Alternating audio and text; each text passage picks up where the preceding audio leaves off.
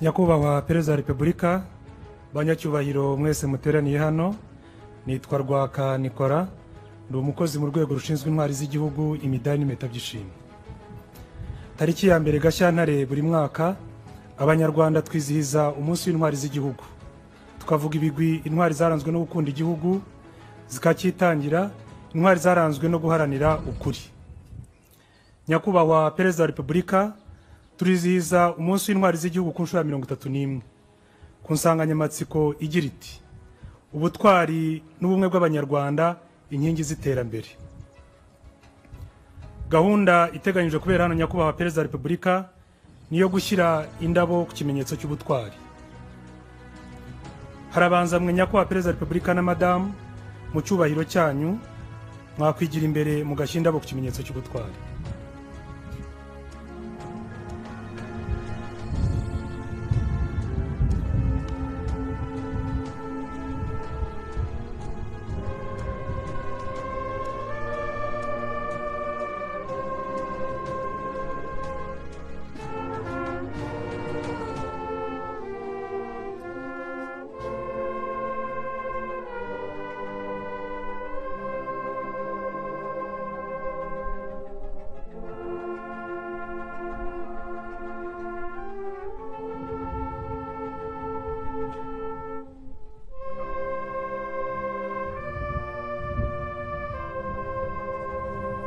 Murakoze Nyakubahwa Perezida wa Repubulika.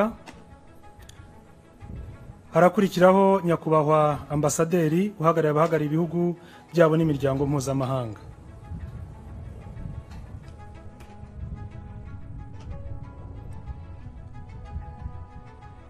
Your Excellency Ambassador, please step forward and lay the wreath on the national heroes symbol.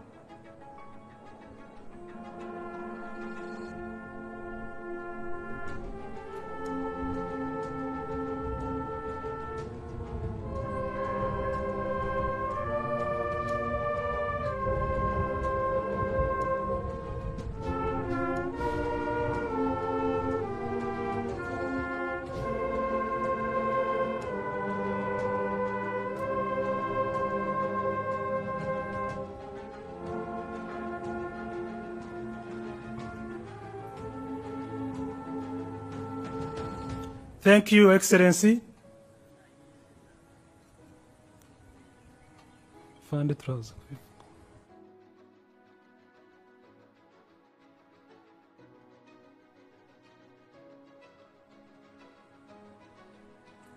Nyuma yo gushyiraho indabo ku kimenyetso cy'ubutwari Nyakubahwa Perezida wa Repubulika,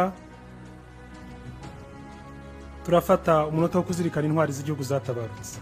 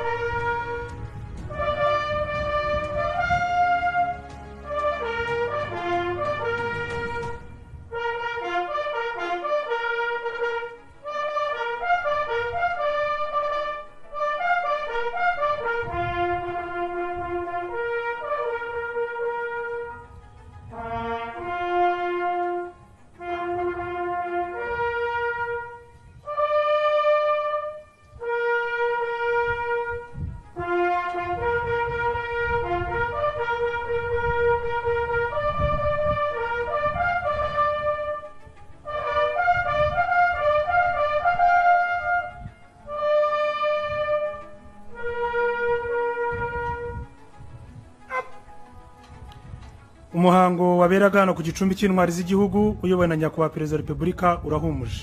Mugire umunsi mwiza.